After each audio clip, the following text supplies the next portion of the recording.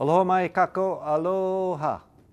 Welcome to A Word with Ward. I'm Representative Gene Ward, and for the last few weeks in series, we've been interviewing community leaders. And today we have a very special leader from our community, Senator, the only standalone Lone Ranger, Senator Sam Slom. Sam, welcome to A Word with Ward. Thank you, Gene. Yeah, thanks for having me. This is all about you and some of the things that people may not know about you. But wait, we can't do that because probably we'll have women and children watching, so we better keep the legislative issues. One of the hallmarks of the gentleman is obviously his sense of humor. And by the way, I noticed that we're sitting in this studio here, which the Senate tried to cockroach before the session started. As a matter of fact, we're very fortunate. Wiser heads prevailed, and it's still a studio. And because of that, you are able to be beamed into the households of your district, which is an overlap of my district, District 17. What district are you, Senate District? 8. 8. And isn't it fascinating that East Oahu has produced the House Minority Leader and the Senate Minority Leader? Well, I was going to sneak up on that. Oh, you're going to sneak up? All right, I took your thunder. He's given away that this is the minority House and the minority Senate leadership, and we're going to get to some of our packages. But some of you who may have known Sam Slom from Smart Business Hawaii, Small Business Hawaii, Sam, I thought, is there anything that people should know about you that they don't already know about you, other than being a banker? When you grew up, did you want to be a politician? You've said so many times, I'll never do this, and then you did it. I don't agree to being a politician now. I'm an entrepreneur. I'm a businessman. For 25 years, people were trying to get me to run for office, and for 25 years, I said, no, not me, not ever. Well, the one thing you learn when you get older, you'll learn that when you get older, is you never say never, and you stay open to situations. And 14 years ago, the Senate was in disrepair. We had people that were getting indicted and going to jail and all that, and it was really bad. So at that point, I said, I'll think about it.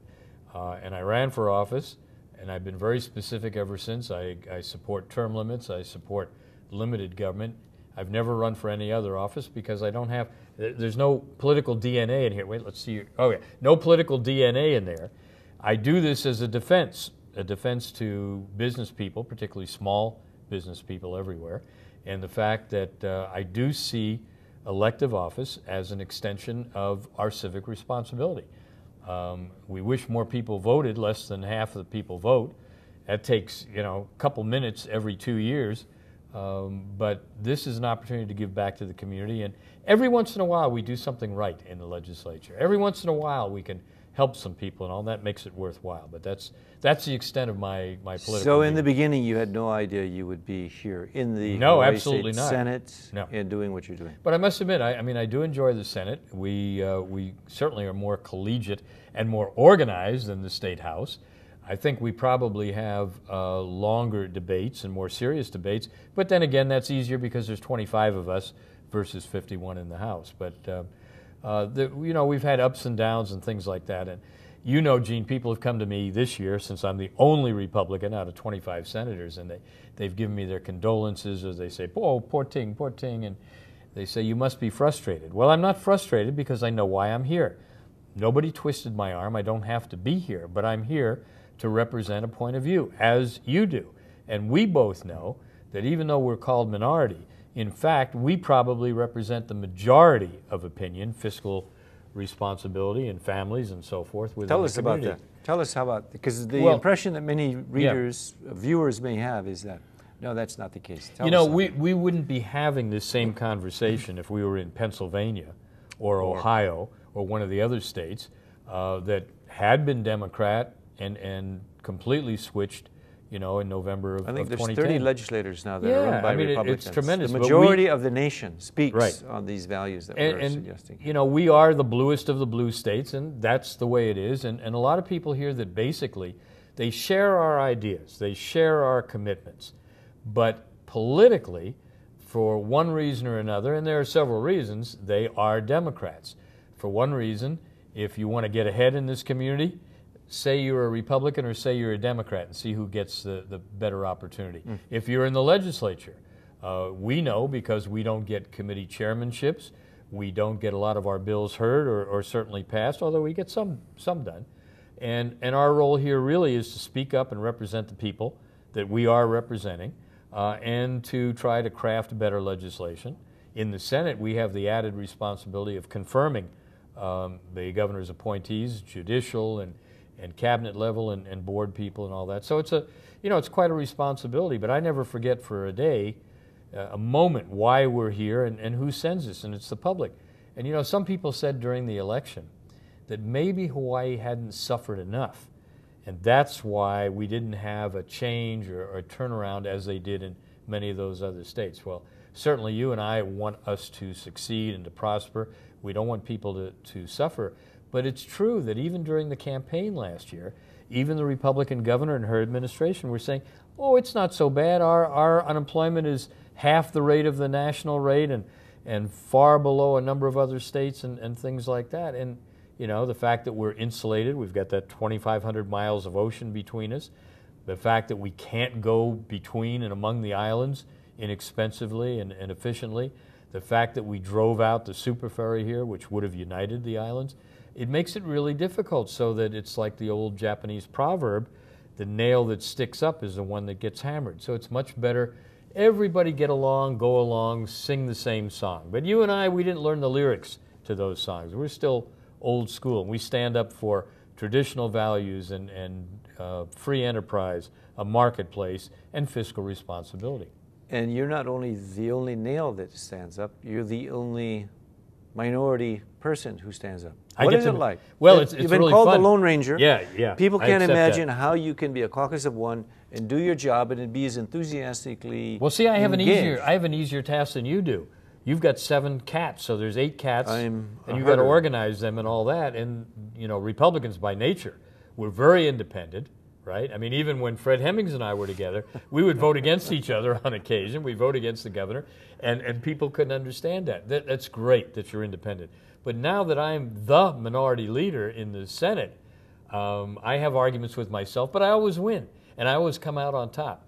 And the fact that there are 14 committees, actually 15 in the Senate, there's an investigating committee, and I'm a member of all the committees. So it keeps me out of trouble because I always know where I am. I'm in a committee or in 2 or 3 that overlap. We have 20 committees, Yep. and Representative Maramoto is on 7 of those. So she's slightly behind you, but if you've got 14 committees, clearly you're not going to be present at those all the time. Yeah, it does make it difficult, and that's why I certainly support the research at my alma mater, the University of Hawaii, for cloning. I mean, we did mouses. Why can't we do Republicans? If I could be cloned and I try to go to as many hearings as possible, and I have a wonderful staff, and they cover those hearings for me. And I still have one of the best voting records in the legislature in terms of attendance and certainly in terms of voting and on the Senate floor. I've been here 14 years now. Look, after 25 years of saying no, not me, now I've been here 14 years. In that period of time, we have 60 regular working sessions, floor sessions, a year. I've missed 1 out of 14 years, and that was at that time for the funeral of my then father-in-law. So I take it very seriously. Republicans work harder. We're generally on more committees than anybody else. We have to do more research, and we have to be right. Because if we say something out on the Senate floor, or House floor, or in committee, we're going to be challenged right away, particularly if it doesn't go along with the status quo or with the norm. And the thing that I've always treasured is that we have people that will call in, will come down and testify, and they help us. And what Fred Hemmings and I have always said is that you can get legislation passed or you can change anything. There's a lot of people that say, you can't fight City Hall, you're never going to change the situation here. And to that I say, that's a self-fulfilling prophecy. If you don't try, if you don't participate, you're right, it won't change. But if you do, changes happen overnight. And we've seen changes happen, but we've always said that we need the public. If the public really feels strongly about something, they get behind us.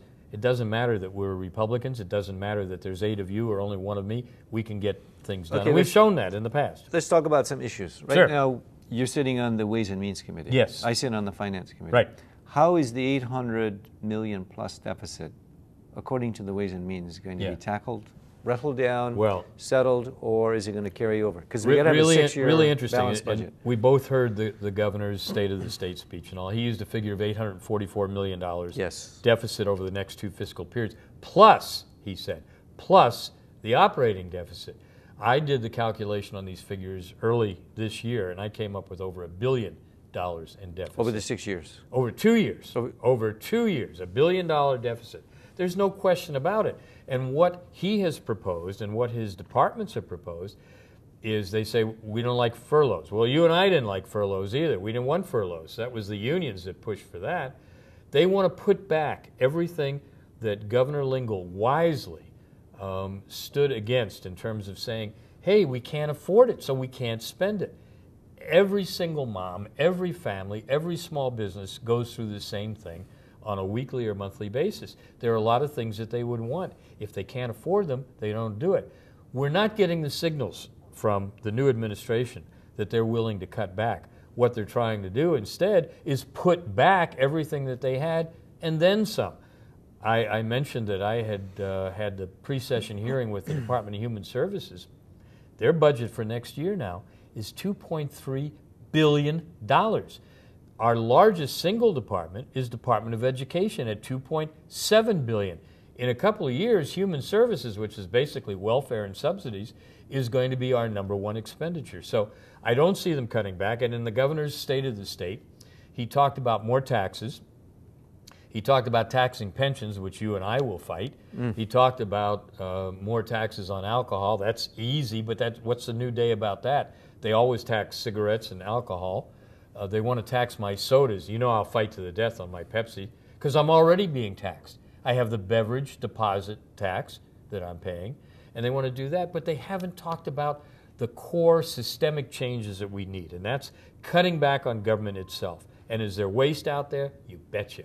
Is there fraud out there? You betcha. And we're going to find it because the House Republicans and the Senate Republican are working on alternative budgets and alternative proposals. In fact, Senator, if you were governor, Yes. Slom, it would be a wonderful day. You had an 800 and some $1 million deficit, or even $1 billion, as you said. Yeah. What are some of these areas that you would deal with? Well, how would you deal with it? We're going systematically, we're going down different departments in different areas. And there's a lot of things that people want. And there's a lot of things that, if we had unlimited funds, maybe we could fund them, but we don't. The one thing that the governor said was, we're going to have to cut back on social services. And he's right He about did that. say that. He said that. Even some of the people in those areas were very surprised. But you know, sitting on finance, and I know sitting on Ways and Means, we've had an explosion of social services agencies over the last decade.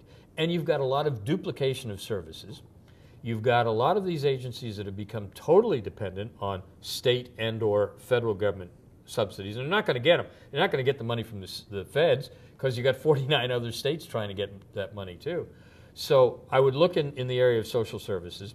I definitely would cut back, as he said, and I do applaud the governor for saying that, because there's waste and duplication there, and you've got these service agencies where you've got executives that are earning $200,000, $300,000, $400,000, and that's just not right. But even in education, we can cut back. Transportation, there's a lot of areas. We'll do it.